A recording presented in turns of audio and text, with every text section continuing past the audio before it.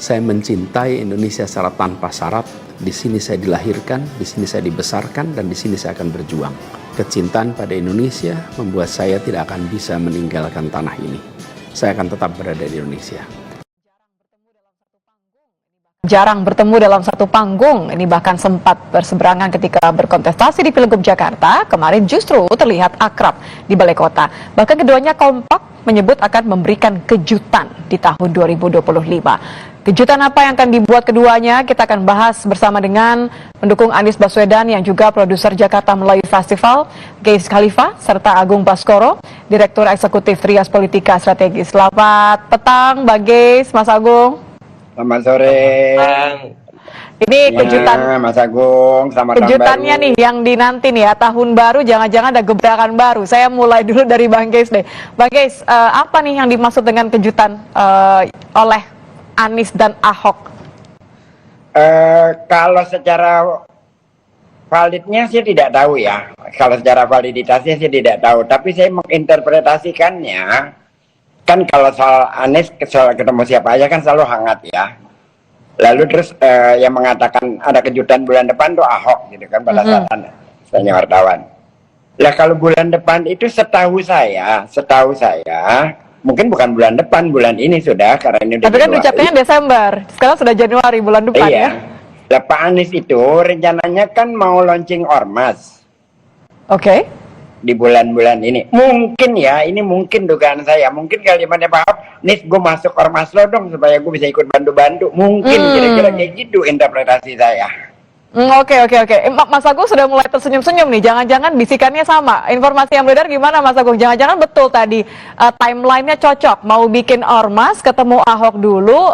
Dalam konteks apa nih bantuannya Ahok nanti? Iya, saya kira ada banyak yang bisa disinergiskan, Mbak Nitya. Cuman yang jelas kalau bicara Mas Anies sama Pak Ahok ini kan secara personal memang akhir-akhir ini begitu akrab, mesra, dan intim ya. Pasca Jakarta menyala, Bang Geis ya. Jadi semua hal bisa saja dikolaborasikan, apalagi dalam tanda petik punya semacam common sense dan common enemy yang sama, Mbak Nitya. Ya, apakah itu atas nama dalam tanda petik kekuasaan ya, dan ini berada di seberang di sana seperti itu, sehingga memang ketika mereka bersama otomatis ada banyak hal bisa dikerjakan, ada banyak hal bisa dikolaborasikan, dan itu semua masuk di akal ya, make a sense gitu. Jadi apakah dalam bentuk ormas, apakah di PDIP, apakah bisa dalam bentuk ya person by person activities gitu. Jadi yang jelas saya kira sangat dinantilah kejutannya apa, dan bayangkan Anies dan Ahok gabung itu gokil banget pasti. Kan kalau melihat latar belakangnya Anies dan Ahok, kayaknya nggak mungkin kalau cuma sekedar gerakan ya. Artinya kan ini seperti rencana jangka panjang. Anda melihatnya begitu nggak?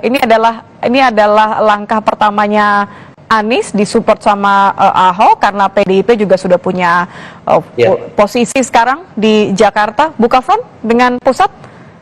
Iya, saya kira dalam politik nggak ada yang jangka panjang banget, Mbak Nitya ya. Semuanya pendek, taktis, dan strategis gitu. Jadi kalau misalkan diarahkan 2025, saya kira ya sangat masuk di akal kalau misalkan ketika Mas Anies membentuk ormas, maka Pak Ahok akan membackup sebagaimana Mas Anies membackup Pak Pram dan Pak Rano ya, seperti itu, sehingga apapun yang nanti dikedepankan oleh keduanya saya kira itu salah satu arahan yang positif ya, karena biar bagaimanapun dua orang ini kan punya basis massa yang berbeda ya, sehingga kalau dua orang ini saling bersatu itu bagus juga buat kohesi sosial politik kita secara nasional, dan sedikit banyak bisa menginspirasi ya bahwa rekonsiliasi nasional atas nama apapun sangat mungkin dilakukan, karena apa ya, tidak ada yang abadi, tidak ada yang apa ya, yang berbeda satu lain dalam bisa katakan gitu ya, sebagai pihak netral ya. Tapi saya balikin ke Bang Geis deh. Bang Geis, kalau sebagai pendukungnya Anies, rela nggak nih kalau nanti, tadi kan sudah disepakati keduanya nih punya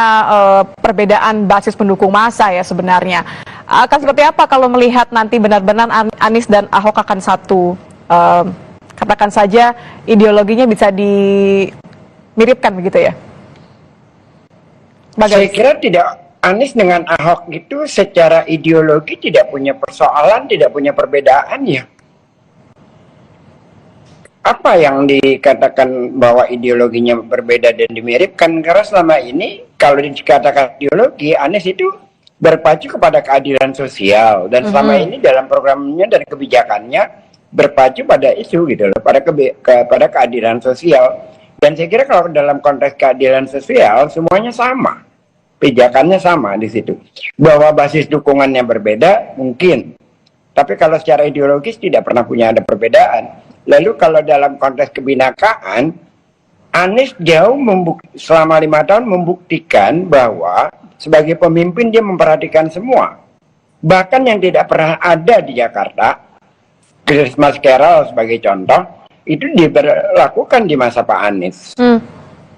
Lalu telur Paskah di lapangan Banteng, lalu apa? Jadi kalau maaf saya potong Bang Geis. Kalau Anda melihat dengan dua latar belakang seperti ini yang sama-sama memang punya posisi yang sangat penting sebagai Gubernur Jakarta, kira-kira nanti pintu yang cocok akan masuk nih, pintu kejutannya, apakah jangan-jangan di pemerintahannya Mas Pram nanti? Enggak, kalau itu kan Mas Pram akan menjadi gubernur, dan Mas Pram juga sudah paham apa yang diinginkan oleh Pak Anies dan akan dilanjutkan. Saya kira itu tidak memerlukan ini langkah-langkah dari Anies langsung lah. Mas Pram sendiri sudah, saya yakin dan percaya dia paham apa yang harus dilakukan. Jadi kejutannya bukan itu ya, kalau menurut Anda? Tidak ya, kalau soal DKI itu Mas Pram itu punya kemampuan, punya kapasitas untuk melaksanakan berbagai program yang selama ini sudah dilakukan oleh beberapa gubernur sebelumnya, tentunya program-program yang baik ya. Mas Agung, jadi kalau tadi Bang Geis bilangnya katanya pintunya bakal beda nih, kejutannya kemudian lebih ke Ormas. Apakah Anda merasa hal yang sama? Ini bukan pintu yang akan dibuka oleh Mas Pram, tapi kira-kira apakah ini akan seberapa lama ya keakraban ini akan terjadi?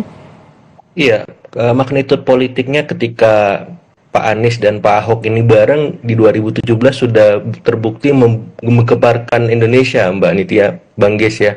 Ada jutaan orang kumpul di Jakarta seperti itu. Jadi Pak Anies juga ketika Pilpres punya basis dukungan yang cukup solid 26%, itu konversinya 40 juta orang, Mbak Nitya. Belum lagi Pak Ahok ya. Kalau kita mengasumsikan secara praksis kuantitatif seperti itu. Tapi saya melihat memang dua basis massa yang berbeda itu, ya kalau kita bicara prostabulasi survei, itu Mas Anies selama ini identik dengan massa Islam perkotaan, ya, kelas menengah terdidik, kemudian orang-orang yang kritis dengan pemerintah seperti itu.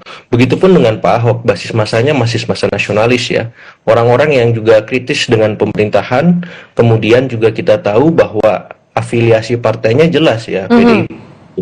Nah, kalau Mas Anies kan sebelumnya terafiliasi dengan teman-teman koalisi perubahan yang di atas namakan PKS, PKB, dan Nasdem ya. Cuman kan ketiga partai itu sudah berbalik arah, berbalik badan, dan akhirnya sekarang Mas Anies bicara atas nama dirinya sendiri. Nah, jadi kedua basis massa itu yang akhirnya saling melengkapi, saling beririsan seperti itu atas nama memang mengkritik pemerintah seperti itu ya. Dan saya kira ketika dua orang ini bareng, ya saya merasa demokrasi kita akan aman-aman dan baik-baik saja mestinya.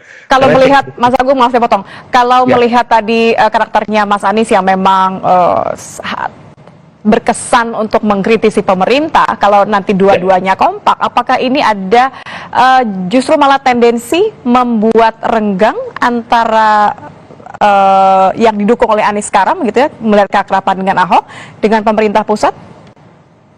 Justru saya lihat ini dalam konstruksi yang luas, Mbak Nitya ya. Jadi politik kita secara nasional justru. Jadi ketika bicara Anies dan Ahok ini magnitudenya bukan hanya Jakarta, tapi juga Indonesia seperti itu ya. Jadi ketika mereka bareng, otomatis banyak hal-hal positif yang bisa dikolaborasikan, utamanya tadi ya, menjalankan peran-peran check and balances.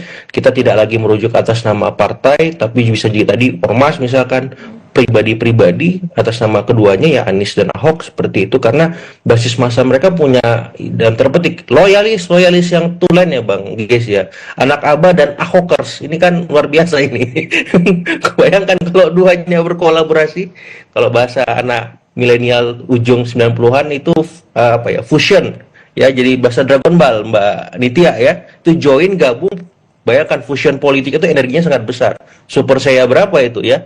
Anak Alba dan Ahoker bareng seperti itu dalam konteks bicara konstruksi politik nasional. Nah, saya berharap ini bisa diarahkan secara positif, sinergis gitu, supaya apa? Supaya ya politik kita, demokrasi kita, dan hal-hal positif tentang pemerintahan ke depan itu masih bisa terlaksana ya, karena memang kita konstruksi sistem kita kan mayoritas hari ini didominasi oleh koalisi pemerintah ya, dan koalisi di luar pemerintah itu kesepian tuh PDIP-nya, dan kalau misalkan di situ ada Pak Ahok, Pak Anies dan bapak-bapak yang lain aktif juga membantu Jadi teman-teman justru ini PDIP. malah bisa mengisi demokrasi begitu ya? Sepakat Persis nggak? sekali. Sepakat nggak Bang Geis? Kalau justru malah kolaborasi ini, meskipun tadi lagi-lagi ya, Anda mengatakan ideologinya tidak pernah berbeda, hanya masa pendukungnya saja yang berbeda. Kalau betul nanti ada kolaborasi dalam bentuk apapun kejutannya, Anda melihat bahwa ini adalah sesuatu yang baik. Sangat baik, sangat positif ke depannya ya, karena kolaborasi semacam ini kan penting ya. Yang kedua, saya kira kita harus menarik batas terhadap kekuasaan yang semena-mena gitu. Kan itu harus jelas batasnya, jangan seperti periode kemarin partai-partai politik tidak punya batas menjadi semacam operator daripada kekuasaan yang akhirnya merusak sendi-sendi bernegara. Nah, mungkin dengan individu-individu semacam Pak Anies dan Pak Ahok ini menjadi lebih kuat demokrasi kita ke depan, karena kemarin itu hampir kita luluh lantak dengan kondisi yang menjelang Pilpres. Jadi Anda meyakini bahwa ini adalah momen bagi keduanya yang pernah berada di posisi yang berseberangan, justru ini adalah momen keduanya yang baik untuk menyatukan pandangan begitu, karena ada the bigger enemy? Iya, karena kita kan harus membangun ulang ini demokrasi kita sekarang ini. Setelah terjadinya pembegalan pada saat menjelang Pilgub, terjadinya proses pembengkokan konstitusi, kita harus membangun ulang. Tidak bisa tidak. Dan itu tidak hanya bisa diharapkan lewat partai, tetapi oleh juga masyarakat civil society. Dan tentu aja perlu tokoh yang menjadi panutan. Konteks Anies dengan Pak Ahok itu kan sama sekali dua-duanya tidak punya cacat secara prinsip, misalkan tidak pernah korupsi, tidak pernah apa, yang ada kan cuma kepleset lidah dari Pak Ahok. Dalam konteks yang lain kan kebijakan-kebijakannya semuanya kita rasakan baik untuk Jakarta. Saya merasakan harapan yang besar sekali nih kalau keduanya memang betul-betul berkolaborasi. Saya kembali terakhir ke Mas Agung berarti. Kan harapannya sudah tinggi sekali.